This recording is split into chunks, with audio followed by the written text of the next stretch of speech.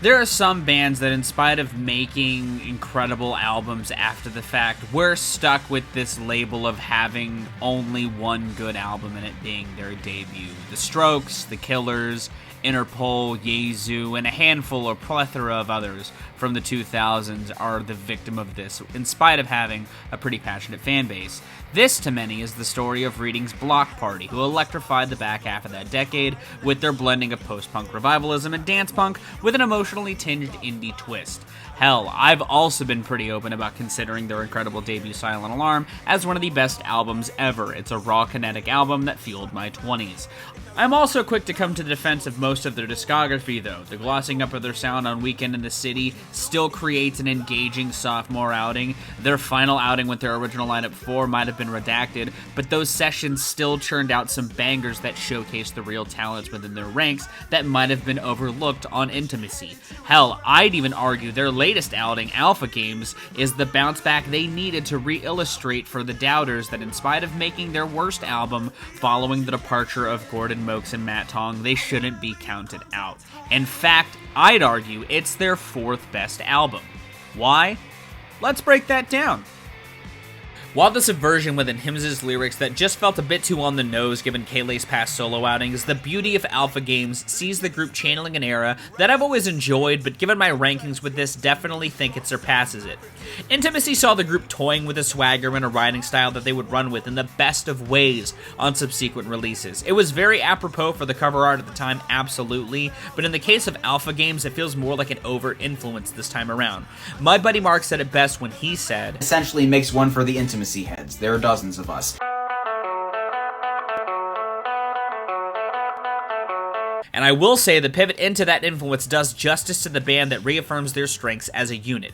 Making Traps the lead single for this was obvious but felt necessary, not gonna lie. The beauty of its placement in the album itself also is that it acts as the uppercut that carries the energy from the banger that opens the album, Day Drinker, which cements the listener in this world of toxic relationships with your siblings amidst the chaos of life. A thread that permeates throughout the album as a whole, sometimes in more direct ways like in the swaying second single that talks about two women being used and the emotional toll that can erupt from it, or Rough Justice with its vigilant edge prior to that gives this tone of its betrayal at the end this sharp bite, or cropping up in more subtle ways like the calm mood that washes away the emotion in verses that sound like the setup to a grand finale. It gives this sad overtone that feels perfect at this point in the album. Hell, if you want a perfect example of them growing from Intimacy well the most directly, look at the fantastic Callum as a Snake. Kaylee's performance in that reads like a character's monologue. It lends to the theatrical feel that the album has in bursts, and I think it elevates it above Intimacy as a whole. If we're talking sonically, the band does a better job at giving the new, very integral members in this dance punk band a showcasing of their talents than Hims did. Regardless of what criticisms I do have with certain songs, Justin Harris and Luis Bartle keep that groove firm and the pocket tight throughout this groove-centric, kinetic project. That breakdown in the bridge into the outro on Day Drinker,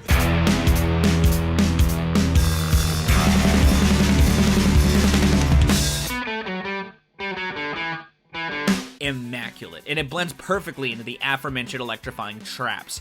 The kinetic groove in the chorus of In Situ gives the chorus a more imposing feel. That drum switch up is just sublime. They dance beautifully on the airy and intimate third single Sex Magic that channels the atmosphere Hims was trying to reimagine from Weekend in the City, but sticks the landing much better. While personally being an example of the band not quite hitting that same toxic intimacy like on Traps as well, I can't deny the groove of that song is absolutely infectious. The chorus swells so well in it too. Luis's backing vocals and If We Get Caught and the group vocals on Of Things Yet to Come and You Should Know the Truth give each song that pivot that focuses the moods of them perfectly. While Intimacy has Gordon and Matt especially, just busting their ass, I think Alpha Games' more lean track listing is its greatest strength, even if it's also one of my biggest complaints about it. I still think Intimacy rips, and I'd say some of its highs, like the run from Aries through Trojan Horse, or tracks like 1 Month Off and Ion Square, are arguably better than all of Alpha Games. Its lows, I'd say, are definitely worse than the lows on Alpha Games, though. What sets it below 4, you may be wondering? You redacted 4, could you redact Alpha Games? Yeah, I'm actually working on that. I've got a version I really like, but I'm seeing where they take this album cycle, giving it time to set, even if I literally just redacted an album that dropped a few months ago. 4 just rips more on its own, and so far its sessions have also bred tracks that just sit far and above what odds and ends they've dropped from this album cycle. Its ragers like So He Begins to Lie, 3x3, and Kettling rip harder. Its lack of a concept/lyrical theming gives the band the chance to write other more interesting songs on top of that, and Ratchet is one of the best non-album songs they've ever written. Tell your bitch to get off my shit, smoking on the homegrown. You know that I keep it on point.